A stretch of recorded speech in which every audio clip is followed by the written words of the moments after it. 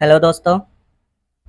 आज अपन एक नए टॉपिक पे बात करने वाले हैं। व्हाट इज एंटीबायोटिक, एंटीबायोटिक क्या है, और कुछ एंटीबायोटिकों के नाम जानेंगे जो बहुत ज़्यादा प्रयोग में लिए जाते हैं, जो सबसे ज़्यादा प्रयोग में लिए जाते हैं। वो एंटीबायोटिक के बारे में पढ़ेंगे, उनके यूज़ जानेंगे, वो किस किस चीज़ में यूज़ किए जाते हैं, और लास्ट में अपन उसके साइड इफ़ेक्ट पढ़ेंगे। सबसे पहले अपन जानेंगे कि एंटीबायोटिक क्या होता है। हेलो दोस्तों, आज हम बताएंगे कि एंटीबायोटिक के बारे में, जो हमारी छोटी से छोटी बीमारी से लेकर बड़ी से बड़ी बीमारियों में यूज़ किया जाता है। एंटीबायोटिक क्या है? एंटीबायोटिक एक रोगाणु रोधी पदार्थ है जो बैक्टीरिया के खिलाफ सक्रिय होता है। यह जीवाणु संक्रमण से जुड़ने के लिए सबसे महत्वपूर्ण प्रकार का जीवाणु रोधी एंटीजन है, एजेंट है, और ऐसे संक्रमण के उपचार एवं रोकथाम के लिए एंटीबायोटिक का प्रयोग किया जाता है।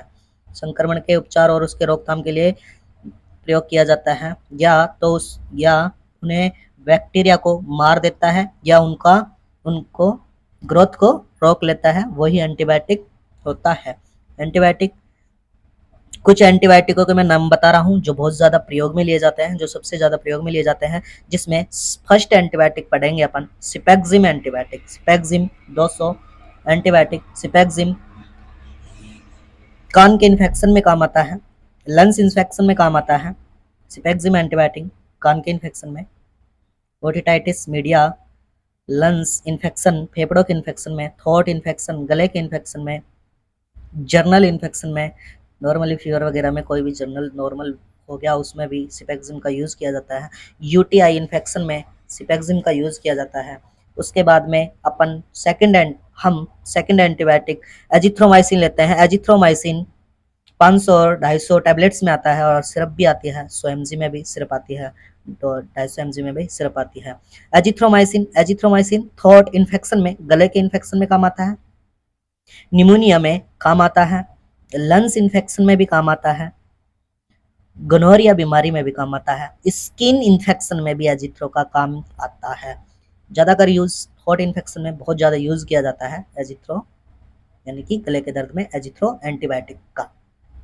उसके बाद में तीसरा एंटीबायोटिक लेंगे अपन सिप्रोफ्लोक्सिन एंटीबायोटिक। सिप्रोफ्लोक्सिन 500 और 250 mg में आता है। सिप्रोफ्लोक्सिन ब्रेन इन्फेक्शन में काम आता है, डायरिया में काम आता है, और थायराइड में काम आता है, स्किन इन्फेक्शन में काम आता है, माइनर इंजरी में भी सिप्रोफ्लोक्सिन का यूज किया जाता है, और बोन इन्फेक्शन में भी सिप्रोफ्लोक्सिन का यूज काफी किया जाता है, बोन इन्फेक्शन में।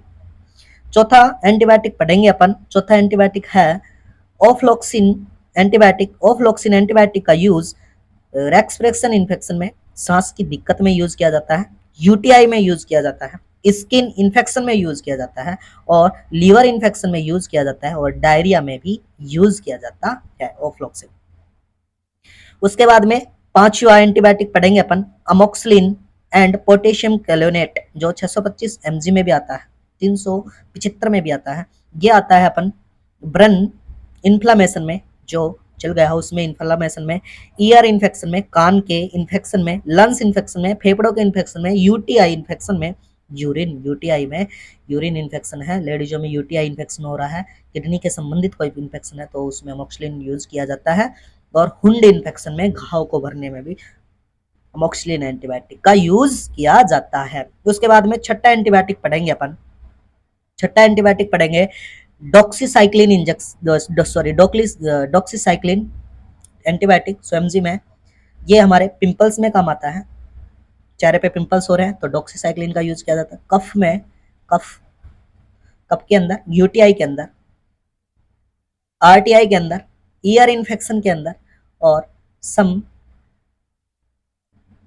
एसटीडीएस इन्फेक्शनों में, जैसे एचआईवी वगैरह में भी यूज कर लिया जाता है। ऐसे इन्फेक्शन जो लंबे टाइम से चल रहे हो उनमें भी डॉक्सी का यूज किया जाता है। सातवां एंटीबायोटिक पढ़ेंगे अपन सेप्रोक्सिम एंटीबायोटिक। 7 नंबर पढ़ेंगे सेप्रोक्सिम एंटीबायोटिक, जो एंटीबायोटिक यूज होता है अपना निमोनिया में यूज होता है, ईयर इन्फेक्शन में यूज होता है, थ्रोट इन्फेक्शन में यूज होता है, यूरिनरी इन्फेक्शन में यूज होता है सिप्रोक्सिम एंटीबायोटिक। अब 8 नंबर पे पढ़ेंगे अपन क्लेंडामाइसिन एंटीबायोटिक 300, जो pneumonia, throat infection, stomach infection, teeth infection में यूज किया जाता है। 9 नंबर पे पढ़ेंगे अपन सिपोडोक्सिम 200 mg। सिपोडोक्सिम 9 नंबर पे सिपोडोक्सिम एंटीबायोटिक पढ़ रहे हैं 200 mg 100 mg में। इसके use pneumonia, urinary infection, year के इन्फेक्शन में, टीथ इन्फेक्शन में, थ्रोट इन्फेक्शन में यूज किया जाता है। उसके बाद में 10 नंबर पे पढ़ेंगे अपन एंटीबायोटिक मेट्रिंडाजोल 400 mg। मेट्रिंडाजोल 400 mg का यूज लीवर, स्टमक, इंटेस्टाइन और वेजाइना इन्फेक्शन में और हार्ट में भी, माइनर हार्ट में भी काम लिया जाता है। और वैसे मेट्रिंडाजोल का सबसे ज़्यादा यूज इंटेस्टाइन इन्फेक्शन और स्टमक के इन्फेक्शन में यूज किया जाता है। 11 नंबर पर अपन लास्ट और अपना 11 नंबर का एंटीबायोटिक पढ़ेंगे नॉरफ्लॉक्स 400, जो लैक्टिक एसिड के साथ नॉरफ्लॉक्स 400। यह है अपना यूटीआई इन्फेक्शन में, इंटेस्टाइन इन्फेक्शन में यूज़ किया जाता है और डायरिया में भी यूज़ किया जाता है। इन एंटीबायोटिकों के अपन पढ़ेंगे साइड इफेक्ट की, इनके साइड इफेक्ट क्या क्या हो सकते हैं। एंटीबायोटिकों के side effect vomiting, nausea, diarrhoea, abdomen pain, loose motion, itching होना, घबराहट होना, ये आदि चीज़ें इनके साइड इफेक्ट हैं। आपको वीडियो अच्छा लगा होगा, आज अपन एंटीबायोटिक के बारे में बात करें। ऐसे अपन किसी अगली वीडियो में अगले टॉपिक पे बात करेंगे। आपको वीडियो अच्छी लगी हो लाइक करना, शेयर करना, सब्सक्राइब करना। धन्यवाद। आपका दिन शुभ हो।